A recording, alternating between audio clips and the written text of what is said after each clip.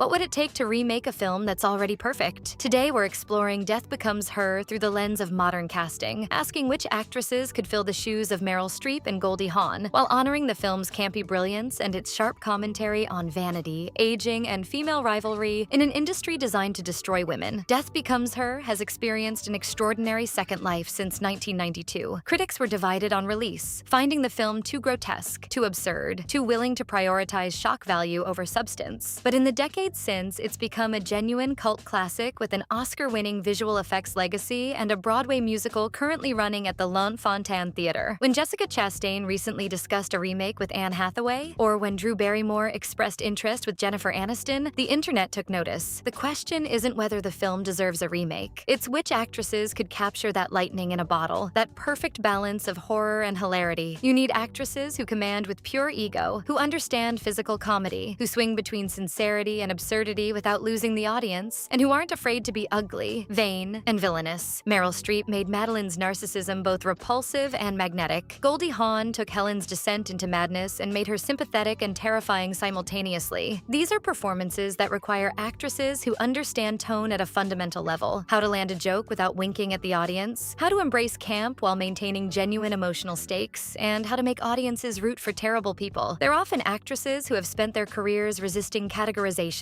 and proving they can make you laugh while simultaneously unsettling you. Anne Hathaway's name keeps coming up in remake discussions, and with good reason. She has the confidence to embody pure vanity without apology, as she proved opposite Meryl Streep in The Devil Wears Prada. She could make Madeline's obsession with the potion feel like a desperate act of survival rather than shallow vanity. Jessica Chastain, who actively expressed interest in the role, could take a different approach. She could make Madeline more sympathetic without undermining the character's fundamental selfishness. In a modern context, her obsession with eternal youth could feel less like narcissism and more like a direct response to an industry that discards women the moment they stop being marketable. She'd be terrifying and pitiable simultaneously, which is exactly what the role demands. Jennifer Aniston, mentioned in the Drew Barrymore pitch, actually makes sense for this role in ways people might not initially expect. Aniston has spent decades fighting against being typecast as the girl next door, and she's proven herself capable in darker material. There's also something poignant about reimagining the role with an actress who's navigated her own public aging in the spotlight. Helen is arguably the harder role to cast because she needs to embody two seemingly contradictory states: the mousy, heartbroken writer destroyed by betrayal, and the glamorous, vengeful bombshell plotting murder. This character would also be a great big screen comeback for Drew Barrymore, who already proved that she can play a sweetheart like in The Wedding Singer, and a woman with edge like what she did in Charlie's Angels. As an actress, she can make both versions feel authentic, while selling the transformation as something more than a simple makeover. Kate Hudson, suggested in various remake rumors, would bring a different energy. She has the physicality to handle the slapstick elements and the range to explore Helen's emotional complexity. There's also something compelling about an Hawn descendant taking on a character her mother originated. It becomes a conversation about generational beauty standards and female competition. Ernest Menville is the pivot point of the entire film. He's the only mortal, the only voice of reason, and therefore the most sympathetic character despite his weakness. Oscar Isaac has the combination of intensity and vulnerability the role needs. He could play Ernest as a man completely aware of his own failures, which would add a layer of self-loathing that makes his eventual escape feel earned rather than convenient. Andrew Scott or Adam Sandler could also work beautifully here. They both understand how to play men unraveling beneath the surface while maintaining dark comedic timing. For Liesl von Ruhmann, Tilda Swinton immediately comes to mind. She has that otherworldly quality that would make Liesl feel genuinely supernatural rather than just stylishly rich. Swinton also has a dry sense of humor that would complement Liesl's knowing expressions perfectly, and she can convey menace through stillness alone. A contemporary remake would necessarily reflect 2026's conversations about aging, beauty, and artificial enhancement. The original film anticipated the substance by 3 decades, and a modern version could lean even harder into that territory. New actresses would bring their own histories of being scrutinized for their aging, their experiences navigating an industry obsessed with youth, and their own complicated relationships with appearance and desirability. The satire could deepen if Madeline and Helen felt less like villains and more like victims of the same broken system. We could see the potion not as a supernatural solution, but as an allegory for the endless cycle of procedures women inflict on themselves, trying to remain relevant and desirable in an industry that fears female aging above almost everything else. Remaking Death Becomes Her is risky, but it's not impossible. What matters most is finding actresses who understand that the film's power comes from its refusal to judge these women women, even as it's clearly critiquing them. You need actresses who can play monstrosity without making it cartoonish, who can handle slapstick violence alongside genuine emotional stakes, and who understand that the film is ultimately sympathetic to women trapped by beauty standards they never created. Which actresses would you want to see in these roles? This is Ladies First, watching women in movies. Here we empower women by reviewing and discussing films that highlight their stories, struggles, and achievements. Don't forget to like, subscribe, and share your thoughts in the comments.